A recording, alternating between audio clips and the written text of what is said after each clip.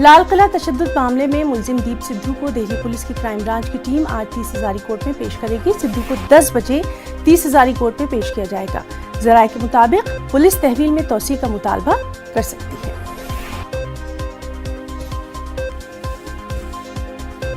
और चलिए सीधे रुख करेंगे हमारे नुमाइंदे शंकर आनंद का। शंकर, दीप सिद्धू को लेकर आज पुलिस जो है अपना मौक़िफ़ वहां पेश कर सकती है, क्या कुछ तफसीलात? देखिए, आज दीप सिद्धू को 10:30 बजे के लगभग में 30 हज़ारी कोर्ट में पेश किया जाएगा और पेश किए जाने के बाद वो तमाम दलीलों को रखा जाएगा कि अब तक जो 7 दिनों की पूछताछ हुई है उस पूछताछ के दौरान में दीप सिद्धू ने क्या क्या कहा।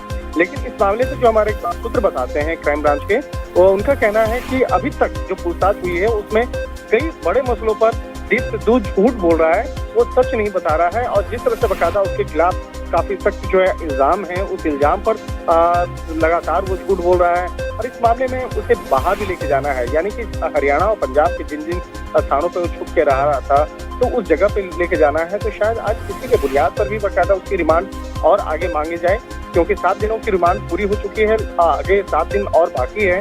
तो आज क्राइम ब्रांच उस 7 दिन के लिए रिमांड मांगेगी और उसके बाद जो इसके बाद स्पेशल सेल की टीम भी जो है वो भी आगे रिमांड मांग सकती है। तो इतना कहना लाजमी होगा कि दीप सिद्धू की मुश्किलें अभी कम नहीं हो रही हैं, बल्कि और ज्यादा बढ़ने वाली हैं और इस दीप सिद्धू से संबंधित मसले पर काफी जो जानकारियां अब तक इकट्ठा की गई है। जिस तरह से लाल किला के अंदर वो प्रवेश किया था, उसका पूरा एक जानकारी उसकी इकट्ठा की गई, उसका पूरा मैप बनाया गया और किस तरह से वहां से भागा और कहाँ जाके छुपा था, इस बारे में बाकायदा जानकारियां इकट्ठा की गई। लेकिन कई अन्य दूसरे जो आरोपी हैं उसके बारे में जो पूछताछ की जा रही है, तो दीप सिद्धू अभी फिलहाल बता नहीं रहा है। और दूसरा जो सबसे महत्वपूर्ण चीज होगा कि अभी तक दीप सिद्धू का मोबाइल फोन बरामद नहीं हुआ है। उस मोबाइल फोन को बरामद करने के लिए जिस स्थान पर उसके मुताबिक जहाँ देखा गया है उस स्थान पर लेकर क्राइम ब्रांच की टीम जा सकती है। जी शंकर, तो आज लगातार नजर बनी रहेगी। बहुत बहुत शुक्रिया आपका तमाम तर जानकारी के लिए।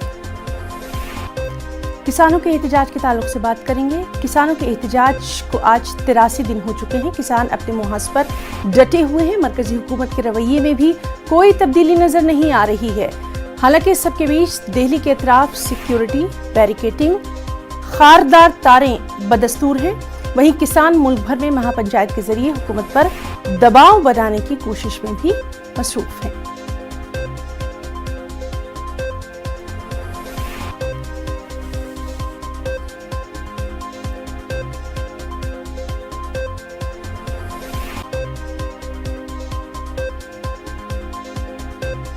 किसानों के आंदोलन में दारू बांटी जाए। क्यों? दारू का क्या हो यहाँ?